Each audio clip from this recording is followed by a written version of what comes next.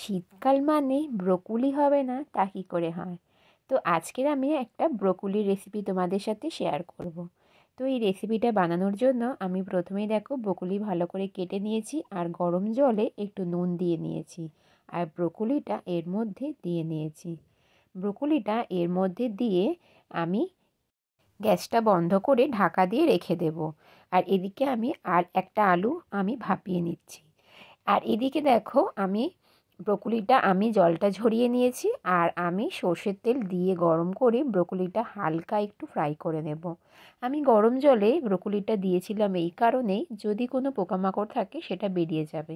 কিন্তু আমি ব্রোকলিটা সেদ্ধ করিনি। সেদ্ধ করলে ব্রোকলির যে প্রোটিনটা, যে হাই প্রোটিন ব্রোকলির, সেটাই কিন্তু চলে যাবে। তো সেই কারণে হালকা ভাপিয়ে নিলাম, একটু গরম জলে দিয়ে নিলাম আর এখন দেখো হালকা একটু আমি ফ্রাই করে নেব।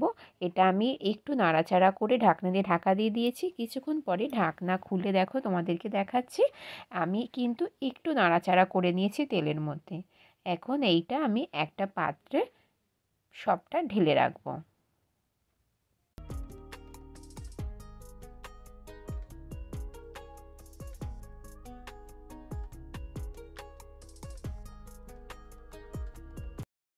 ওই তেলে আরও কিছুটা তেল দিয়ে আমি যে আলুগুলো একটু ভাপিয়ে নিয়েছিলাম, সেই আলুটা আমি এখন এর মধ্যে এক এক করে দিয়ে আলুটাও একটু ভালো করে ফ্রাই করে নাড়াচাড়া করে আমি আলুটাও ভেজে তুলে নেব।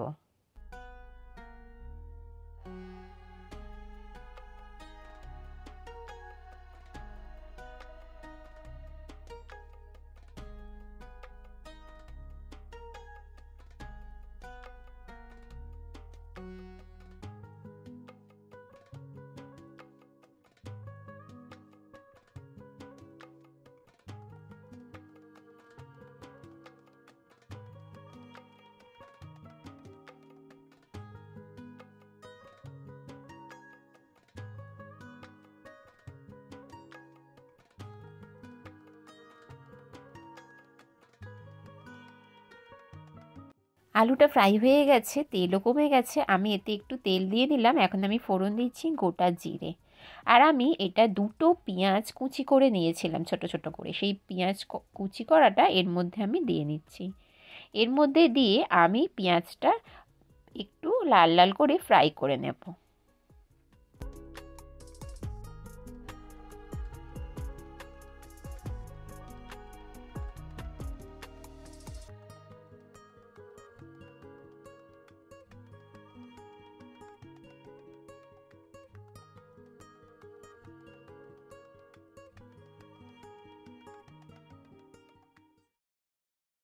পেঁয়াজটা অনেকক্ষণ ধরে নাড়াচাড়া করতে করতে দেখো অনেকটা ফ্রাই হয়ে গেছে। এখন আমি 1 চামচ আদা রসুন বাটা এর মধ্যে অ্যাড করে দিলাম। আদা রসুন বাটা দিয়ে আমি একটু মশলাটা নাড়াচাড়া করব। যখনই আদা রসুনের কাঁচা গন্ধটা এর থেকে বেরিয়ে যাচ্ছে, তখনই আমি এর মধ্যে 3-4টে কাঁচা লঙ্কা কুচি করে নিয়েছি, সেই কাঁচা লঙ্কা কুচিটা এর মধ্যে দিয়ে নিলাম। কাঁচা লঙ্কা কুচি দিয়ে আবারও আমি একটু নাড়াচাড়া করে আমি এর মধ্যে টমেটো কুচি দিয়ে নেব। আমি দুটো মাঝারি সাইজের টমেটো এখানে দিয়ে নিচ্ছি। টমেটোটা দিয়ে আমি একটু নাড়াচাড়া করে এর মধ্যে আমি লবণ দিয়ে নেব। লবণটা আমি স্বাদ মতো দেব। আমি যখন ব্রোকলিটা একটু জলে ভাপিয়ে রেখেছিলাম, তো তার মধ্যে সামান্য একটু লবণ দিয়েছি। তো এখানে আমি একটু লবণ দেব, আর লবণ দিলে টমেটো কিন্তু খুব তাড়াতাড়ি সেদ্ধ হয়ে যায়। তো এখানে আমি সামান্য পরিমাণে একটু লবণ ব্যবহার করে নেব, অবশ্যই স্বাদ মতো।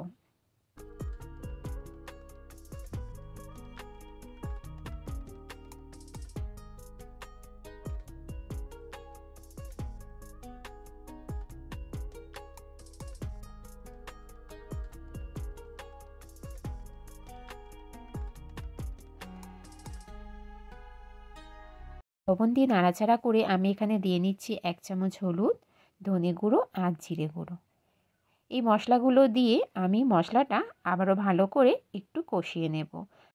আমি এখানে লাল লঙ্কার গুঁড়ো দিয়ে নেব, কাশ্মীরি লঙ্কার গুঁড়ো দিয়ে আমি মশলাটা একটু নাড়াচাড়া করব।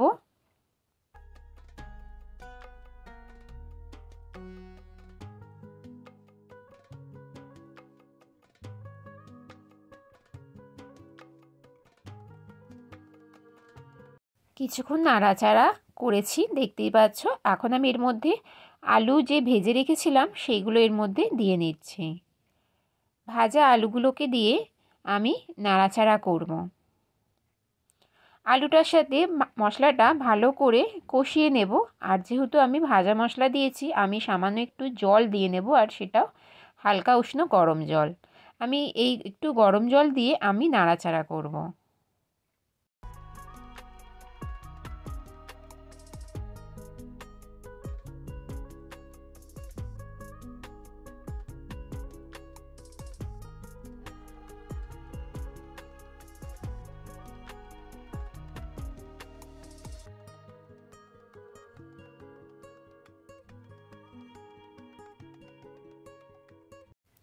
আমি একটু জল দিয়ে নাড়াচাড়া করে আমি আবারও একটু জল দিয়ে নিয়েছি আর আলুটা সেদ্ধ হওয়ার জন্য। তো আমি এখন একটা ঢাকনা দিয়ে ঢাকা দিয়ে নিচ্ছি। তো দেখো কিছুক্ষণ পরে আমি ফিরেও এসেছি। আমি এখন দেখে নেব আলুগুলো সেদ্ধ হয়ে গেছে কি না। আর আলুটা যাতে সেদ্ধ হয়ে যায় তার জন্যই আমি জল ব্যবহার করছি। আর বকুলিটা তো একটু ভাপাইও ছিল। তো এখানে দেখো আলুটা সেদ্ধ হয়ে গেছে। এখন আমি এখানে মটরশুঁটি দিয়ে নেব।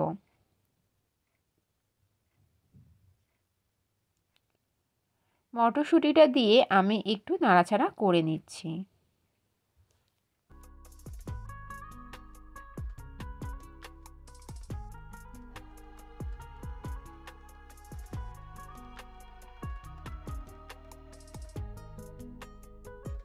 এখন আমি এর মধ্যে ব্রকোলিগুলো দিয়ে নিচ্ছি।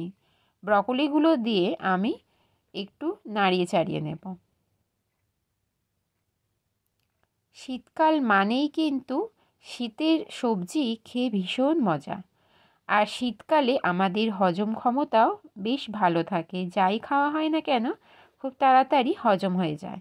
তো শীতকালে আমরা শীতকালীন সবজিগুলো কিন্তু বেশ মজা করেই খাই, তাই না?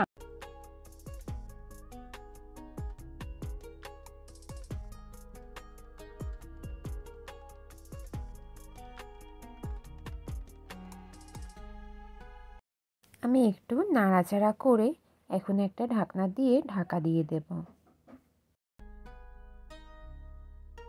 আর আমি দেখো ঢাকনা খুলে দেখাচ্ছি। আমার কিন্তু রেসিপিটা প্রায় হয়ে এসেছে।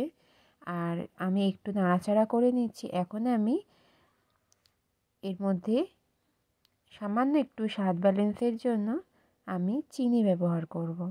তোমরা চাইলে চিনিটা স্কিপ করতে পারো। আর আমি এখানে একটু ঝালের জন্য কাঁচা লঙ্কা তো দিয়েছিলাম, আমি এখানে গোলমরিচের গুঁড়ো একটু ছড়িয়ে দিলাম।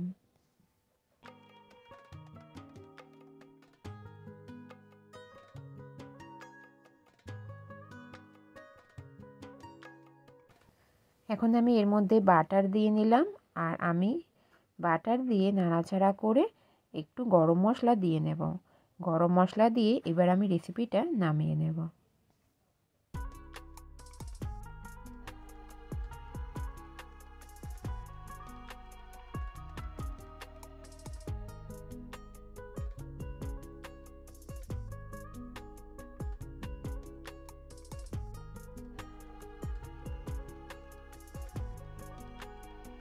রেসিপিটা তো আমার একদম রেডি হয়ে গেছে। এখন আমি একটা সার্ভিং বোলে সার্ভ করে নিচ্ছি। এই রেসিপিটা কিন্তু রুটি, পরোটা, গরম গরম ফ্রাইড রাইসের সাথে কিন্তু বেশ ভালো লাগে। তোমরাও একবার ব্রকলি রেসিপি এইভাবে ট্রাই করো। আশা করছি খুব ভালো লাগবে। আজকের আমার ভিডিওর কোনো অংশ যদি তোমাদের ভালো লেগে থাকে তাহলে আমার এই ছোট্ট চ্যানেলটাকে সাবস্ক্রাইব করে আমার এই চ্যানেলের পাশে থেকে যেও। আর একটা সুন্দর একটা কমেন্ট করে আমাকে সাপোর্ট করো। তো রেসিপিটা আমি সার্ভ করে নিয়ে দেখো বন্ধুরা ফিরে এসেছি। কেমন লাগছে আজকের এই ব্রকলির রেসিপি? তোমরাও বাড়িতে এইভাবে বানিয়ে একবার ট্রাই করো। আশা করছি বেশ ভালো লাগবে। চলো বন্ধুরা, আজকের মতো ভিডিওটা এখানেই শেষ করছি। তোমরা সকলে ভালো থেকো, সুস্থ থেকো। তোমাদের সাথে আবারও দেখা হবে নেক্সট ভিডিওতে। টাটা।